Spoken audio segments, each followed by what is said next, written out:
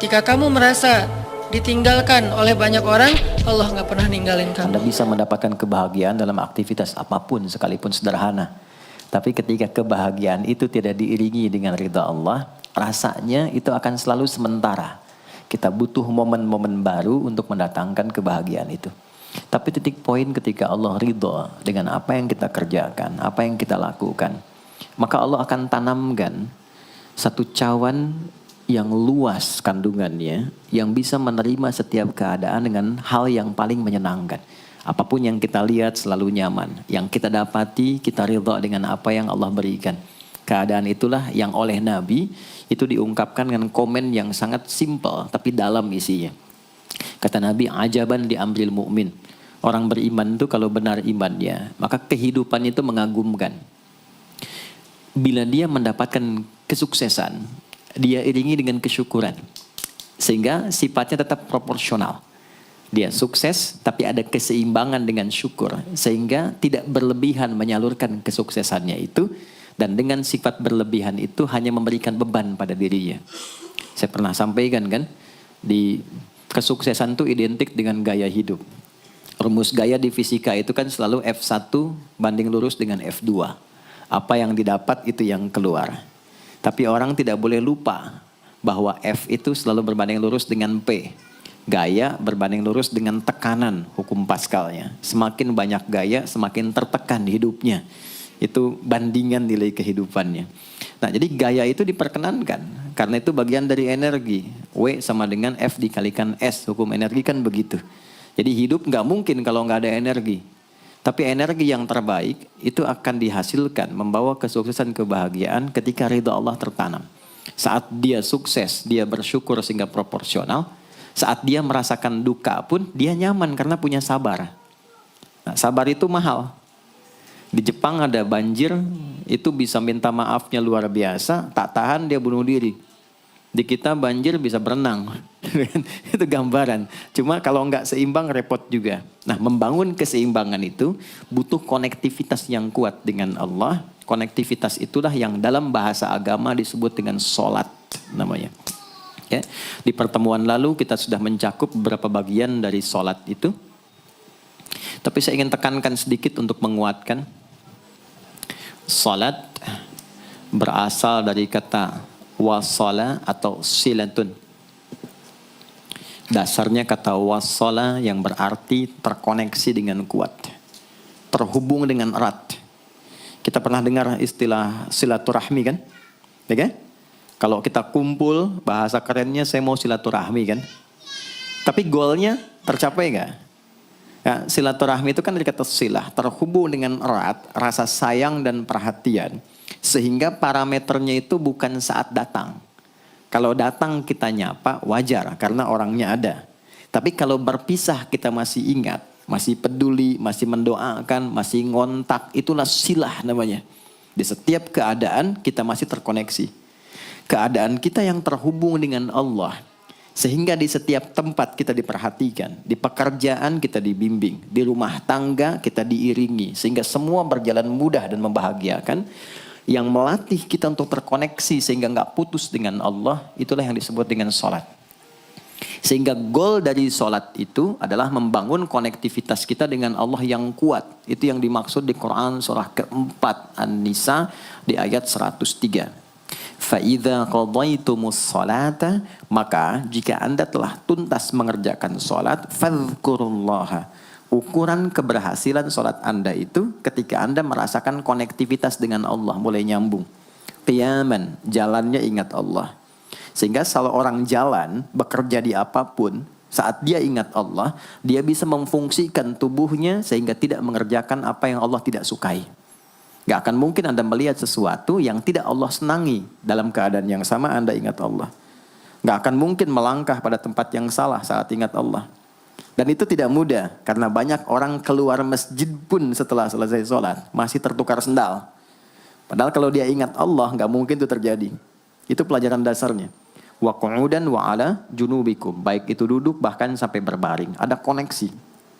Nah jadi singkatnya sholat itu semua gerakannya, semua bacaannya, Dari mulai kita bertakbir sampai kita salam, bacaan yang mengiringi, itu bukan sekedar gerakan hampa makna, formalitas kita bergerak dan berakhir, bukan sekedar membaca bacaan yang tidak ada isinya, tapi semua bimbingan bagaimana kita diajarkan langsung oleh Rasulullah bisa mengoneksikan lewat gerakan dan bacaan itu tersambung kepada Allah, sehingga feedbacknya semua apa yang kita bacakan dijawab oleh Allah. Semua gerakan yang kita lakukan ini hakikatnya bimbingan tentang inti kehidupan kita. Jadi di sholat itu ada bacaan, ada gerakan, ada hikmah. Ada maknanya semua. Jadi bukan kita takbir begini hampa saja. Tidak. Kenapa mesti begini? Kenapa tangan yang kanan menutup yang kiri? Kenapa bacaannya setelah itu ada iftitah, ada al-fatihah? Itu ada maknanya. Dan dahsyatnya semua profesi-profesi sahabat dan generasi setelahnya yang belajar dengan benar tentang sholat ini, itu semua merubah hidupnya jadi lebih sukses dari apapun yang mereka pilih dalam menjalani hidup. Dan yang paling hebat, itu yang menjadikan Nabi mendapat perintah pertama bukan zakat, bukan haji, bukan umrah, bukan puasa, tapi sholat. Dan perintahnya khusus, spesial, disampaikan dalam peristiwa Isra Mi'raj untuk memberikan pesan begitu tingginya nilai sholat ini untuk kehidupan manusia. Mohon izin maaf bagi teman-teman yang baru bergabung, supaya tidak banyak mengulang, teman-teman bisa cek kembali di pelajaran sebelumnya. Kita kemarin telah selesai di pembahasan iftitah dengan tangan kanan meletakkan di punggung yang kiri, lalu kemudian diletakkan di atas dada seperti ini. Kesimpulannya adalah, saya cepat saja, dari mulai kita bertakbir, kalau ingin terkoneksi dengan Allah, maka fokuskan diri kita untuk tersambung. Buang urusan dunia semua ke belakang. Jangan bawa dalam sholat. Kalau ingin kita tersambung dengan Allah, tepikan yang lain, hadapkan diri kita, pasrahkan. Hanya Allah yang tinggi, yang agung, yang istimewa. Kalimat agung, tinggi, istimewa, itu disebut dengan akbar. Maka kita ucapkan Allahu Akbar. Kita buang semua urusan dunia ke belakang, pasrahkan diri kita, hadirkan sekarang hanya Allah yang agung saja. Itu poinnya. Kenapa problemnya tidak sedikit orang sholat itu sulit menemukan kekhusyuan? Karena dia bertakbir masih membawa dunia. Dia tidak sholat dengan memahami gerakan takbirnya. Dia jadikan sebagai formalitas. Apakah benar? Secara fikih benar. Gugur kewajiban, dapat pahala sesuai keikhlasan, tapi value dari sholat yang mahal itu nggak dapat. Itu poinnya. Buang semua urusan dunia, kemudian tambatkan diri kita hanya kepada Allah. Dan uniknya kata Nabi, di fase itulah setan mulai bertugas yang mengganggu kita, supaya kita tidak fokus untuk memahami dan melakukan apa yang kita baca dan kita gerakan. Ada setan khusus menggoda orang sholat, namanya khanzab. Nanti ada 9 jenis setan yang detil tugasnya itu berada di sekitaran kita. Mungkin satu kali Mas Baim kita belajar tentang fikih setan. Belum pernah ada kan ya? Anda kalau ke sini cuma tahu jalan yang lurus, nggak tahu macetnya, nggak tahu lubangnya, sulit menghindarinya. Kebanyakan orang belajar tentang malaikat, tapi nggak belajar setannya, sehingga nggak tahu setan apa yang sedang memprovokasi dirinya. Di Quran, malaikat disebutkan 88 kali, setan disebutkan 88 kali. Kalau kita cuma dengar motivasinya, nggak tahu provokasinya, kita nggak tahu bagaimana cara menghindari yang ini. Itu poinnya. Khanzab itu dia menggoda orang sholat, dimulai dari takbir. Jadi kalau belum takbir, Anda bisa merasa fokus apa saja. Nggak percaya silakan. Sebelum takbir tuh bisa siap fokus. Tapi begitu Anda mulai bertakbir, di hadis riwayat Abu Daud, Allahu Akbar, fayaqulu syaitanu. Maka di sini setan mulai tugasnya untuk mengganggu orang supaya nggak dapat nilai-nilai tadi. Maka dia berkata, udhkur kadza. Kamu ingat ini ya, kamu ingat itu ya. Betapa Anda memulai dengan membuang semua urusan dunia. Tapi kalau sudah takbir, itu setan yang install. Masuk sendiri dia. Makanya kalau nggak percaya silakan nanti zuhur tuh ya. Begitu Anda takbir, itu masuk semua. Ingat ini, ingat itu, mobil parkir di mana. Sampai ceramah saya sekarang pun itu akan masuk. Ingat ya, ada setan yang goda. Nah itu setan itu. Itu setan sendiri. Membuat kita itu begitu lupa. Sampai lihat ujung hadisnya. Hatta la yash'ural musalli kam raka'atan yusalli. Sampai nanti akan ditemukan orang sholat. Dia tidak sadar berapa rakaat sedang menunaikan sholatnya. Nah itu kalau Nabi sampaikan pasti terjadi. Poin. Untuk kita bisa mengatasi itu, poinnya apa? Quran surah ke-29 dulu, ayat 45.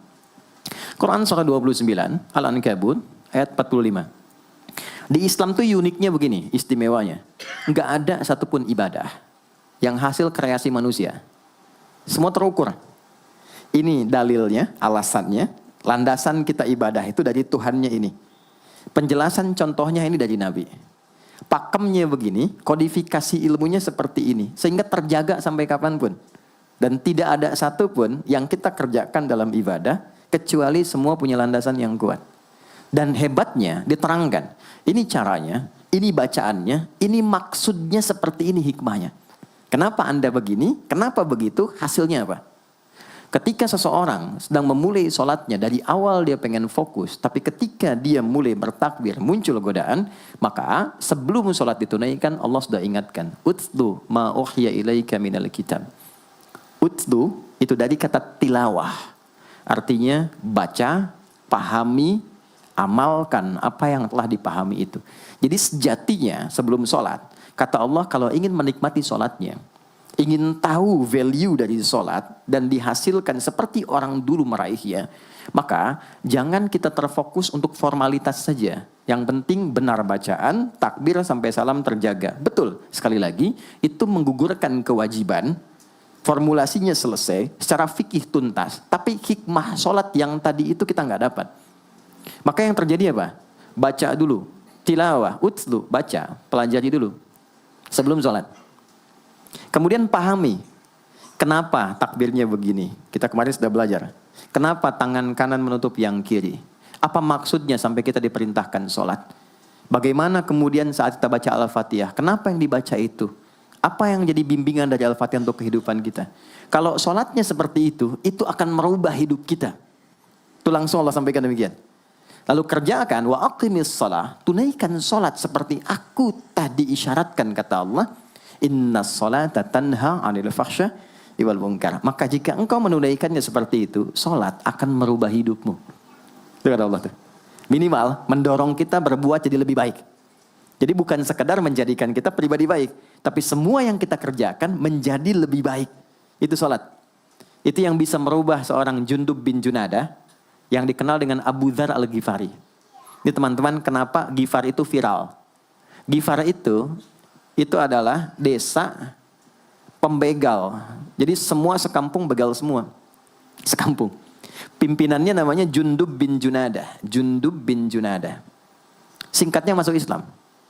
Saat masuk Islam, secara singkat saja, Nabi arahkan, diajarin sholat. Betapa sholat merubah hidup beliau, jadi lebih baik. Kembali ke kampungnya, mengajarkan, singkatnya apa? Madinah heboh dengan kedatangan tapak kaki, yang ternyata itu orang-orang Ghifar. Sekampung kurang lebih masuk Islam, dan berubah jadi orang baik semua. Merubah hidup mereka. Jundub orang sukses, setelah itu jadi ustadz. Ini mungkin yang menginspirasi judul preman jadi ustadz. Ini tadinya pembegal semua. Sekampung sukses, jadi orang baik, aktivitasnya berubah, lebih berkualitas. Untuk memberikan inspirasi ke generasi masa depan, bahwa kami dulu pernah begini, dengan sholat kami berubah, kesuksesan kami raih, maka diviralkanlah nama daerahnya. Tambahkan al di depannya, ujungnya tutup dengan i. Maka dilekatkan nama bekennya, kunyah, namanya Abu Dzar. Abu Dzar al-Ghifari.